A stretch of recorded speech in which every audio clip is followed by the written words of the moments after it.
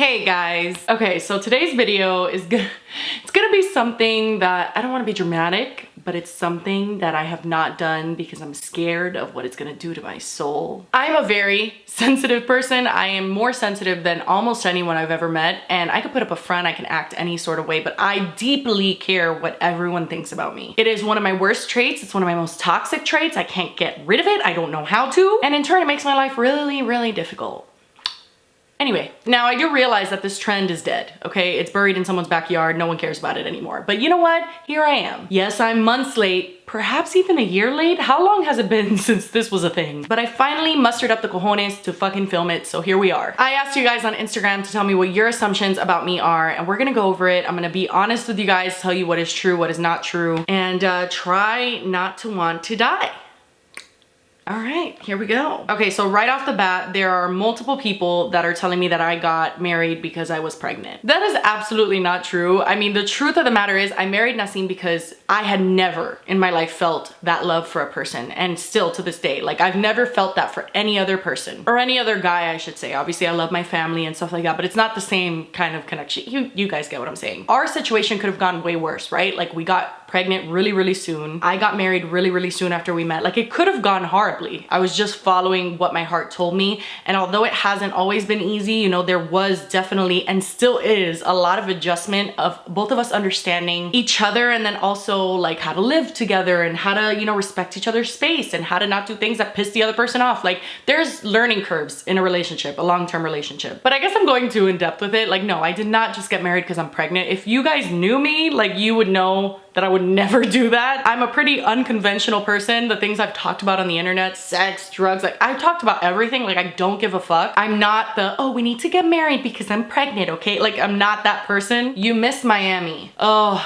that's a hard one. I don't miss the city of Miami. I know that I have a lot of followers from Miami that are gonna be like, bitch, what the hell? 305 till you die, not until you move. But the actual place is not something that made me happy. I've made this very, very public. You guys already know how I feel. But that being said, I miss the people, I miss my friends, I miss my family, and I miss the culture of it. That's always what gets me. It's just that LA has so many mixes of culture, and unfortunately, Cuban isn't really one of them. Like they have a bakery here, a restaurant there, but it's really not, it's not like Miami. Miami is like a little Cuba, and that's how I was raised. That's who I am. So it's like, yeah, I miss parts of Miami, but I don't miss the place, especially not enough to like move back. Ooh, this one's from America's sweetheart, Kathleen Lights. Let's see what she said. You like to lick balls more than you will admit.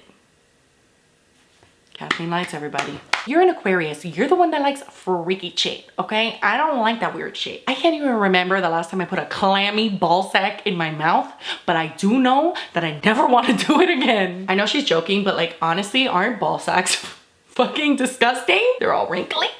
They're all cold. Oh my gosh. I assume that you feel like you've settled.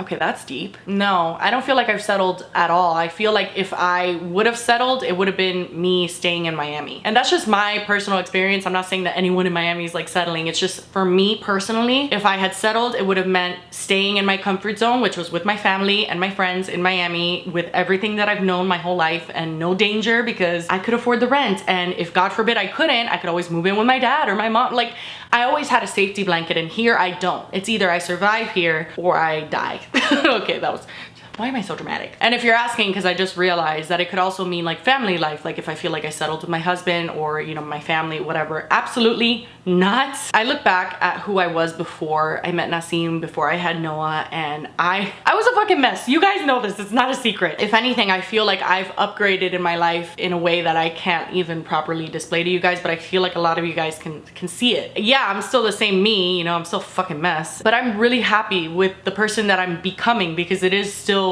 a growing process. I'm still growing every day. I'm figuring out who the fuck I am, and I probably always will be figuring that out. Yeah, no. I didn't settle at all, girl. I got lucky. You're the same person online, and in real life, you don't play a character. Yeah, I mean, I would say that's true to a certain extent, because if you meet me in public, you're not gonna meet this version of me more than likely. I try my best, but my anxiety, my social anxiety, like I can't be this person when there's 100 people around me. Like, unless I'm like really drunk and I'm like, where am I? But yeah, if you're asking if I'm like faking this, if this is who I am or not, like, yes, this is absolutely who I am. I've been on the internet for over 5 years. I could not have faked it this long. That sounds exhausting. You never really wanted kids. Oh wow, okay, a few people are actually saying this. That is false. I always wanted to be a mom before I had Noah. I have a little brother and I used to change his diaper and just do the mom things for him. I always felt like a mom to him, which a lot of people, when I announced that I was pregnant, was like, oh no, Jessie's such a mess. She drinks, she does this. Like, I don't think you guys, obviously there's no way you could have known, but like there was a whole different side to me. I've always wanted to be a mom, and honestly, when I found out I was pregnant, I was so happy. I was scared as shit, but mostly happy. You hate Sam Pepper. I don't even think about Sam Pepper, bitch. The last time I thought about Sam Pepper was when I was thinking about doing my reacting to my old story times part 2. Like, I thought about him like in a passing, like a wind that just disappears into the night. I could not care less about that guy. What is he even doing? Is he okay?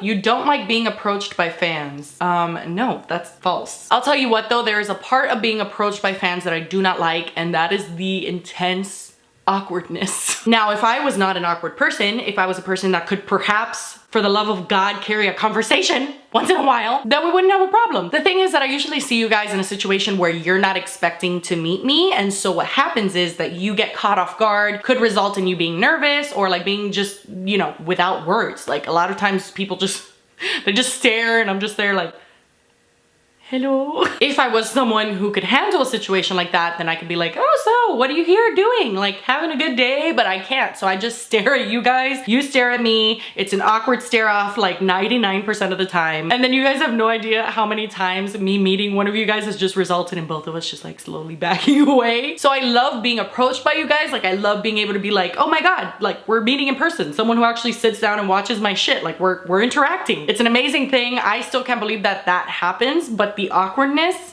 it stresses me out. So why don't we do this? Why don't you all just think to yourself, like just for 5 seconds today, just spend 5 seconds. If you actually like me and want to meet me in person, plan out what you'd say to me, and then I'm gonna do the same. I'm gonna get off camera, I'm gonna think to myself, what am I gonna say the next time I meet someone and they're silent? That way we'll be better prepared next time, okay? You don't want any more kids. That's false. I don't know. I want more kids. If I have a daughter, I swear to God, I would just die. I don't want to sound like crazy, but I genuinely am waiting to see what happens in this world. I don't want to bring another kid into a world that is falling apart. I mean, scientists are saying by like 2050, we're all fucked. So I gotta wait and see a few more years to see what's happening, because why would I bring a kid in this world if everything's going to shit? And also it's really difficult to raise a kid, like insanely difficult. So honestly, I don't know. That's a half true, half false. There's a lot of not so good things that happen when the camera is off, but you hide it. Of course. I am not someone that vlogs, and even if I was someone that vlogs, I would be someone that edits the shit out of my vlogs, because there's no way I'm airing out my dirty laundry on the internet. I have seen so many people using other people's shit against them that I would never in my life put my personal shit out there. Like, I just could never. So yes, there's so many things that happen, whether it's me and Asimo fight one day, or I have a complete depressive episode, I'm crying for 24 hours. Like, there's shit that happens in my life that, number one, I don't want to share for people to judge me on, but number two, I feel like a lot of you guys come on my channel to get away from depression or anxiety, or you just need to distract yourself from the outside world, and I get it because I do that too. So I don't want to come on here and air all my shit out to depress everybody. Like, you know, maybe sometimes if I feel like it's really important and it's a topic that I need to talk about, but like that's very, very rare. So yes, there's a lot of shit that's not good that happens that I don't tell you guys about. I love you, but some things need to stay private. You're the friend that doesn't sugarcoat, you're straight up. No, that's false. I'm a sugar coater, bitch. I put sugar on everything. Actually, that's not true. When it comes to my family, I am super, super honest to a fault, pretty much. Like I'm a little too honest. But with my friends, I don't want to hurt their feelings. I'll tell you what I think, but I'm gonna make it sound really nice so that you don't cry. And I know that's not the best thing. It's better to be honest, but I don't like making people sad. You feel guilty spending money on yourself. Completely false.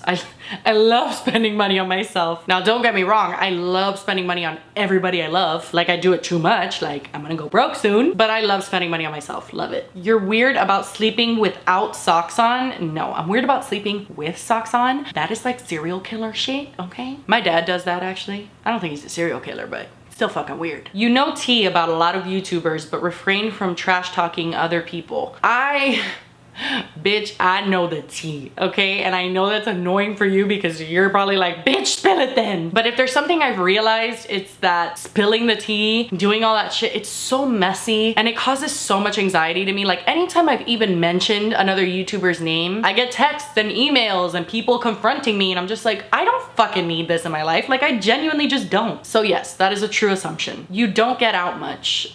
The only time I get out of my house, honestly, is to go out and film with someone. Other than that, we stay in most of the time. We're gonna try to get better at that. Me and Nasim have recognized that we need to like really spend some time to ourselves because we're kind of losing our minds. I mentioned in my last video that my mom had moved back to Miami and she's the one that watched Noah whenever we wanted to like go on a date night sometimes or anything like that. And so she's left and I severely struggle with the idea of someone else watching Noah. Although we're gonna have security cameras and we're gonna watch the shit out of whoever's watching him. But I don't know what to do. I don't want to hire off of an app. I want to hire someone I trust. I would love if it was a friend. I would love if it was a nanny that has watched other people that I know's kids. Like, but it's not realistic. I'm in California. I'm in LA. I don't know anybody, or not with kids anyway. You would love to have a career that isn't YouTube. No. Like I said, I'm a sensitive person, but I'm not only just sensitive, obviously. I have spoken to you guys in the past about my mental health issues. I am diagnosed with clinical depression and I have anxiety. So I am a person that is very sensitive and also has mental health issues. This isn't the best fit for me, but neither is anything else. Like I've worked other jobs. I was a freelance makeup artist. I worked in offices. I worked in schools. I worked in so many different environments before I started the internet and I was always feeling out of place. And now I feel judged on a bigger scale, but I felt judged on a smaller one then too, you know, with my coworkers and things like that. So I'm just a person that is probably gonna struggle for the rest of my life with whatever I do. And that's fine.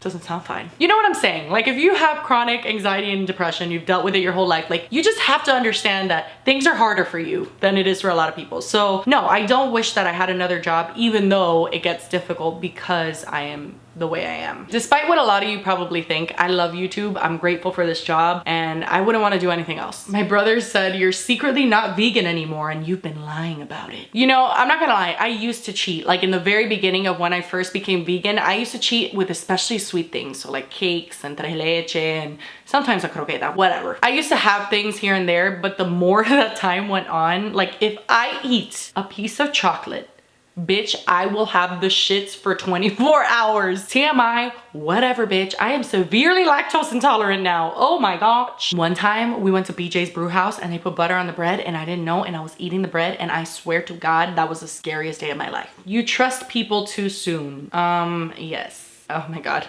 That's actually one of the worst things about me. I would like to think that I'm a good judge of character, but then I think of all the fucking people I've let into my life that have literally shit all over my entire existence. And then I'm like, maybe not the best judge of character. I mean, let's just think back to the people I trusted, okay? All the guys that I dated, the guy that I wrote Bitch Please about, Oscar. Oh my God, I watched that video the other day. Wow, Jesse.